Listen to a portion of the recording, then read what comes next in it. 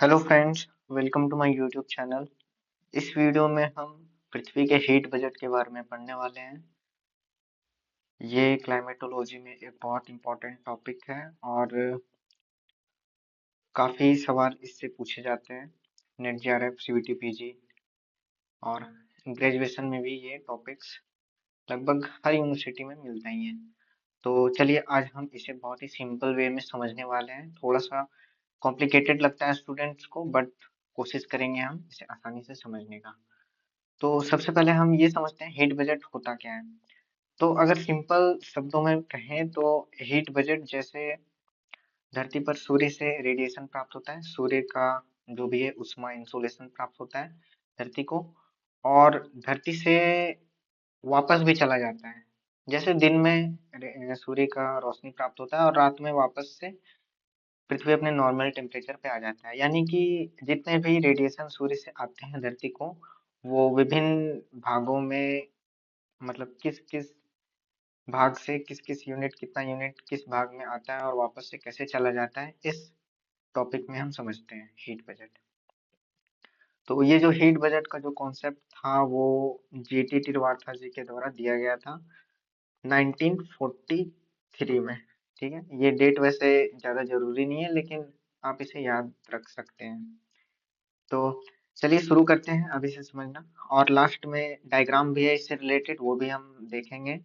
तो सबसे पहला जो आप टॉपिक देख रहे हैं, इनकमिंग सोलर रेडिएशन, यानी कि जितने भी रेडिएशन आते हैं ये आने वाला है। इनकमिंग यानी आने वाला सोलर रेडिएशन, सूर्य से जितना भी रेडिएशन आता है जिसको इंसोलेशन कहते हैं। देखो ये 100 यूनिट लिखा हुआ है, लेकिन देखो सूर्य से जितना भी रोशनी निकलता है, जितना भी प्रकाश निकलता है, जितना भी ऊष्मा निकलता है, धरती को उसका 1/2 अरबवां भाग प्राप्त होता है। यानी कि 1/2 अरब, ये बहुत कम है, भाग प्राप्त होता है। लेकिन बस इतना ही भाग में आप देख सकते हैं हमारी धरती धरती को चलाने के लिए काफी है।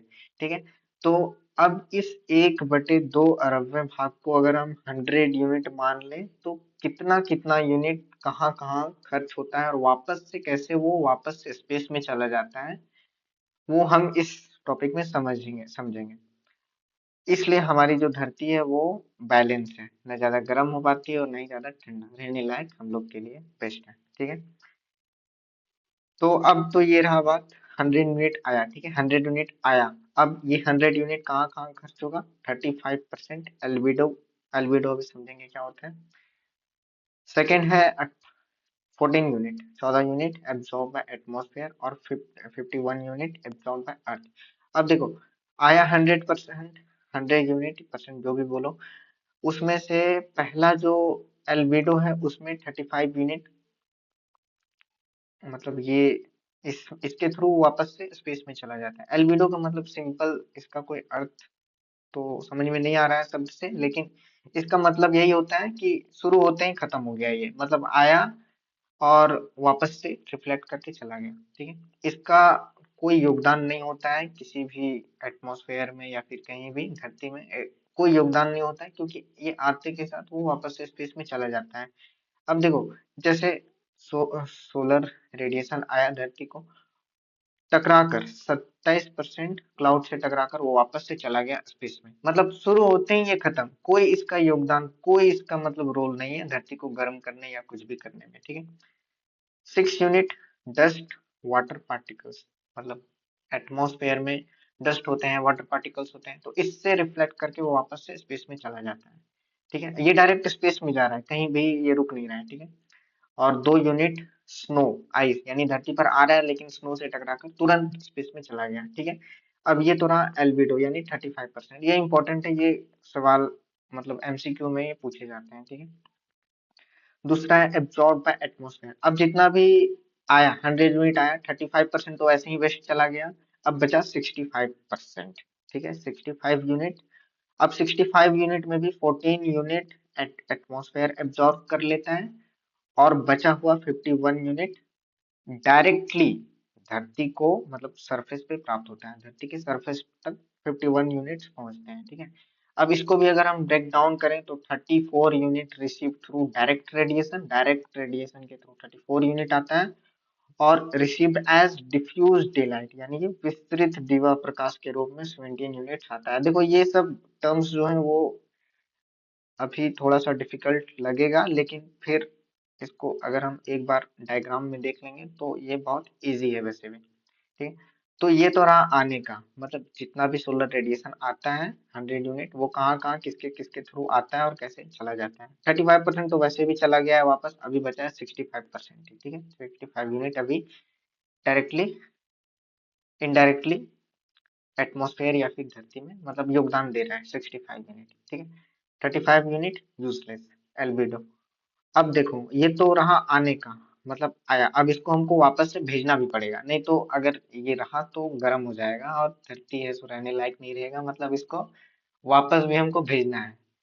ठीक है, जैसे दिन में आया और धीरे धीरे शाम होने के बाद वापस से मतलब स्पेस में जाना शुरू कर देता है। ठीक है, रात तक पूरा खत्म, बैलेंस हो जाता है। अब देखो आउटगोइंग टेरेस्ट्रियल रेडिएशन, ये पार्थिव विकिरण, मतलब धरती पर जितना प्राप्त हुआ था, कितना प्राप्त हुआ था, 51 यूनिट प्राप्त हुआ था। ठीक है, 14 यूनिट अभी एटमॉस्फेयर में है, 35 तो वैसे भी चला गया, और 51 यूनिट धरती को प्राप्त हुआ था। तो अब इसमें से हम इसको वापस भेजना है इसको। तो अगर 51 यूनिट को हम ब्रेक डाउन करें तो direct radiation from earth 23 unit. देखो ये जो 51 यूनिट आया था वो 34 यहाँ से आया था और यहाँ से। ठीक है, लेकिन ये जब जब ये दोनों धरती को प्राप्त हो गया है तो अब ये 51 यूनिट हम इसको एक मान सकते हैं। अब 51 यूनिट में 23 यूनिट डायरेक्ट रेडिएशन फ्रॉम अर्थ इसके थ्रू धरती से वापस जाता है एटमॉस्फेयर में या फिर स्पेस में। ठीक है, अभी इसको हम ब्रेक डाउन करेंगे फर्दर, इसको 23 यूनिट को फर्दर ब्रेक डाउन करेंगे, 6 यूनिट एटमॉस्फेयर में ये रह जाता है एटमॉस्फेयर में, और 23 यूनिट वो स्पेस में चला जाता है। सॉरी 23 कितना बचा, 17 बचा, 17 और 6, हाँ 23। तो ये 17 यूनिट स्पेस में चला जाता है और 6 यूनिट एटमॉस्फेयर में रह जाता है। इसको अभी हम आगे देखेंगे। ठीक है, तो इसको अगर हम ब्रेक डाउन करें तो ये हुआ टर्बुलेंस और कन्वेक्शन के थ्रू, इसके थ्रू 9 यूनिट खर्च हो जाते हैं। ठीक है, 51 में 23 तो ऐसे ही चला गया, और 9 यूनिट टर्बुलेंस और कन्वेक्शन के थ्रू खर्च होता है। ठीक है, विक्षोभ संवहन हिंदी में कहते हैं इसको। और 19 यूनिट 19 यूनिट खर्च होता है इवोपोरेशन में, मतलब धरती पर 20% ओशियन है। ठीक है, अब जब सोलर रेडिएशन धरती पर आता है तो पानी रहता है तो वो इवोपोरेट होना शुरू कर देता है। अब इसी इवोपोरेशन में 19 यूनिट उष्मा, जो भी रेडिएशन है सोलर रेडिएशन, वो खर्च हो जाता है। अब देखो ये जब खर्च होगा तो वापस से एटमॉस्फेयर में जाएगा, अब इसको हम आगे देखेंगे।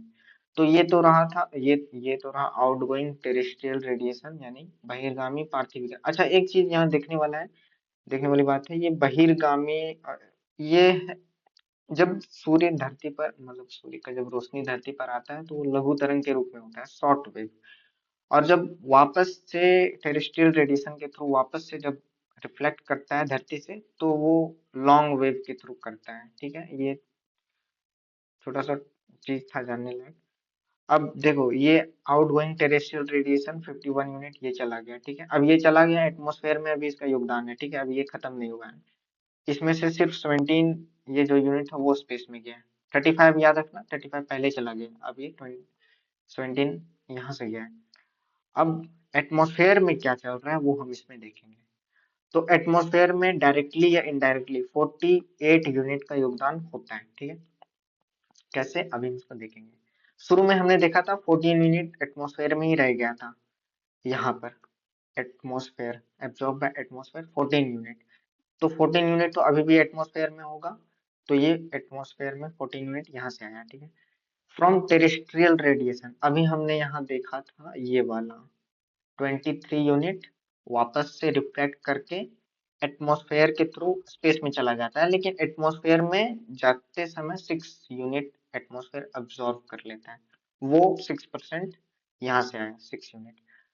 थर्ड है फ्रॉम टर्बुलेंस कन्वेक्शन, यही वाला 9 यूनिट जो यहाँ पर इसके थ्रू 9 यूनिट एटमॉस्फेयर में आ जाता है। और लास्ट है latent heat of condensation 19 unit, देखो अभी हमने ये बताया इवोपोरेशन के थ्रू 19 यूनिट खर्च होता है। अब जैसे पानी को इवोपोरेट करने में 19 यूनिट खर्च हुआ, अब ये पानी ऊपर गया वाटर वेपर के रूप में और बादल बना, ठीक है। अभी लेटेंट हीट के फॉर्म में एनर्जी है अभी भी, 19 यूनिट क्लाउड में है। लेकिन जब क्लाउड संघनित होता है, कंडेंसेशन का प्रोसेस होता है, तो जलवाष्प जो होता है वो वापस से पानी में बदल जाता है और वापस से नीचे गिरता है, वर्षा होता है, मतलब वर्षा होती है तो वो जो लेटेंट हीट था वो वापस से एटमॉस्फेयर में रिलीज होता है, ठीक है। 19 यूनिट इवोपोरेशन में खर्च हुआ था, लेकिन जब वो पानी बन के ऊपर गया, इवोपोरेशन हुआ, सॉरी वाटर वेपर के रूप में, तो जब वापस से कंडेंस होता है तो 19 यूनिट जो होता है लेटेंट हीट के फॉर्म में वो वापस से एटमॉस्फेयर में रिलीज होता है। तो वो 19 यूनिट यहाँ से आ गया, ठीक है। अब देखो 14 यूनिट 6, 14 प्लस 6 प्लस 9 प्लस 19, इसको अगर आप काउंट करोगे तो 48 यूनिट होगा। तो ये यहाँ तक पूरा था हीट बजट, मतलब। और हाँ, लास्ट में ये जो 48 यूनिट था वो वापस से स्पेस में चला जाता है।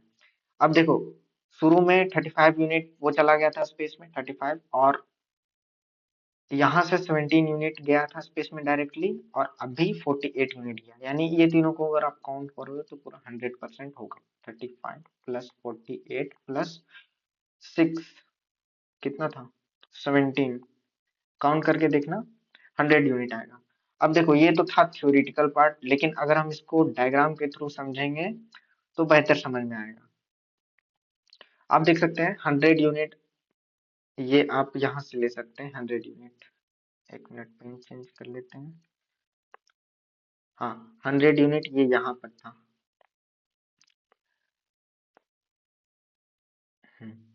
100 यूनिट यहाँ है। वो आप देखो 100 यूनिट में आप ये देख सकते हैं एल्बिडो वाला यहाँ से क्लाउड के रूप में 27% गया, 27% यहाँ से चला गया। और ये वाला आप देख सकते हैं स्पेस में चला गया, 6% किसका था, 6% था वाटर पार्टिकल्स, और वो धूल कण और वाटर पार्टिकल्स जो था उसके थ्रू 6% रिफ्लेक्ट कर जाता है। और 2 यूनिट जो ये है वो स्नो या आइस से टकरा कर वापस जाता है, तो ये तीनों मिलाकर हुआ एल्बिडो, यानी 35%, ठीक है। 35 यूनिट एल्बिडो के थ्रू वापस चला गया। अब 14 यूनिट यहाँ पर एब्जॉर्ब होता है, 14 यूनिट एटमॉस्फेयर में ही रह जाता है, ठीक है। एटमॉस्फेयर अवशोषित कर लेता है इसको, वायुमंडल। अब कितना बचा, 51 यूनिट बचा। 51 यूनिट में 51 यूनिट जो बचा वो डायरेक्ट धरती के सरफेस पे आता है, अर्थ के सरफेस पे। और ये दो तरह से आता है, 17% डिफ्यूज डेलाइट, विस्तृत दिवा प्रकाश के रूप में प्राप्त होता है 17%, और 34% प्राप्त होता है डायरेक्ट रेडिएशन के थ्रू, ठीक है, डायरेक्ट रेडिएशन फ्रॉम सन।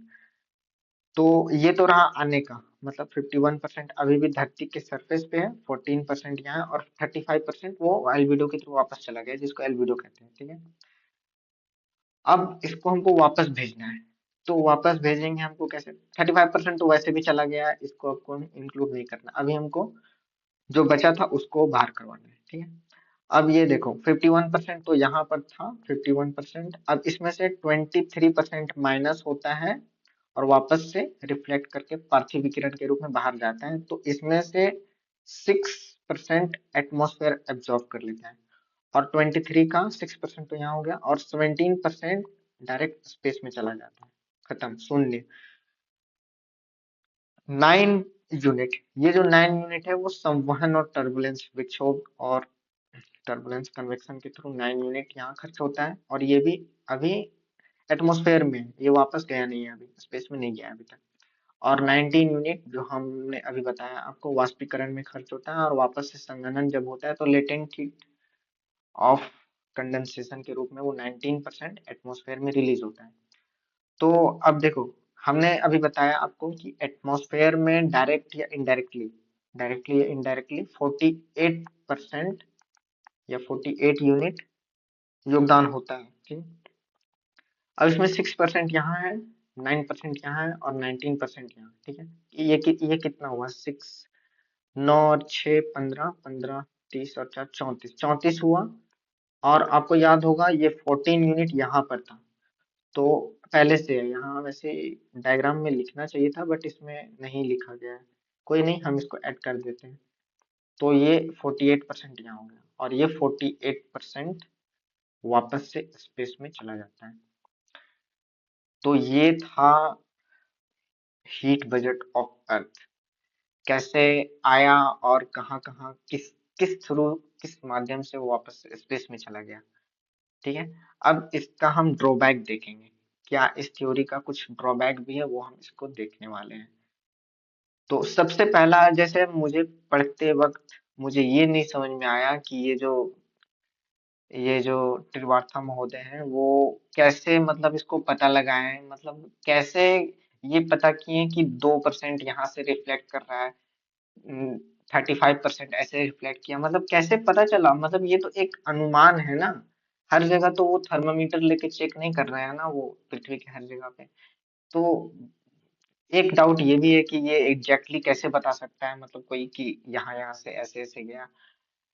ठीक है, अब ये मुझे लगा, पता नहीं आप लोग को क्या लगता होगा, ये मुझे नहीं पता, लेकिन अब इसका जो बुक बुक में जो ड्रॉबैक्स है वो हम पहले इसको देखेंगे। तो सबसे पहला इसका जो कमी है वो ओवर सिंप्लीफाई, मतलब ओवर सिंप्लीफाइड है ये थ्योरी। मतलब इसमें काउंटर रेडिएशन को मेंशन नहीं किया गया है। मतलब शुरू में हमने देखा था कि जब आता है सोलर रेडिएशन तो वो क्लाउड के थ्रू 27% वापस से चला जाता है स्पेस में रिफ्लेक्ट करके। लेकिन हाँ, वो तो इसमें मेंशन है, एल्बिडो उसको कहते हैं। लेकिन जब ये धरती से, मतलब टेरेस्ट्रियल रेडिएशन जब निकलता है धरती से टकराकर जब वापस जाता है, तो भी स्पेस में, सॉरी, एटमॉस्फेयर में कुछ क्लाउड होते हैं। तो उससे टकराकर वापस से धरती में ही रह जाना चाहिए, एटमॉस्फेयर में ही रह जाना चाहिए, लेकिन ये चीज इसमें मेंशन नहीं किया गया है, इसको डायरेक्ट स्पेस में भेज दिया जाता है।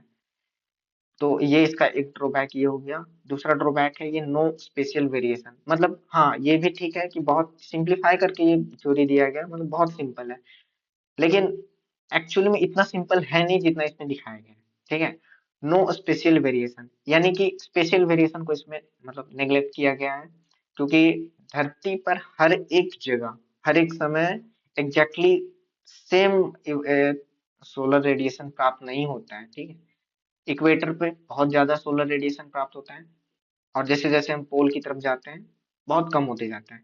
ठीक है, तो ये चीज इसमें बताया नहीं गया है, तो ये इसका ड्रॉबैक है।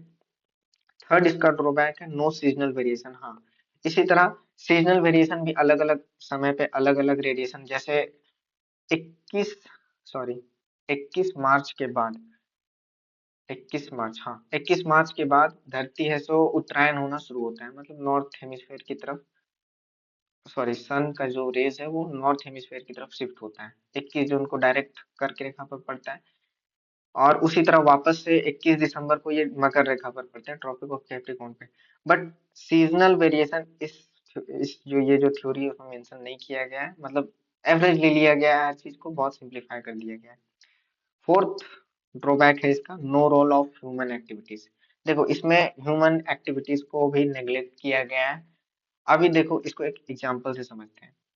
इस थ्योरी में बताया गया है कि जितना रेडिएशन आया उतना वापस भी चला गया, मतलब बैलेंस है, पृथ्वी का ऊष्मा बजट बैलेंस है, संतुलित है, नाम ही है हीट बजट ऑफ अर्थ। लेकिन फिर अगर ये इतना मतलब बैलेंस है, जितना आ रहा है उतना वापस भी जा रहा है, तो फिर भाई क्लाइमेट चेंज क्यों हो रहा है, ग्लोबल वार्मिंग क्यों बढ़ रहा है।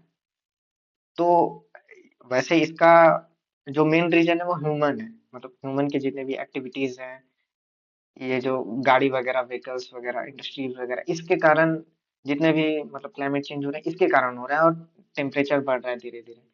लेकिन इस चीज को भी इसमें मेंशन नहीं किया गया है। करना चाहिए वैसे, मतलब मुझे तो लगा करना चाहिए वैसे, क्योंकि ग्लोबल वार्मिंग बढ़ रहा है तो इसमें इसका कोई योगदान नहीं है वैसे। तो ये था आज का जितना भी मतलब हमने पढ़ा, वो हिट बजट ऑफ अर्थ। तो वीडियो कैसा लगा आप बताइएगा मुझे कमेंट करके, और अगर आपको वीडियो पसंद आया हो तो लाइक कीजिएगा, सब्सक्राइब कीजिएगा मेरे चैनल्स को, और आप अगला वीडियो किस टॉपिक पे चाहते हैं वो भी आप कमेंट कर सकते हैं, मैं कोशिश करूंगा। तो ठीक है, आज के लिए इतना ही। Thank you.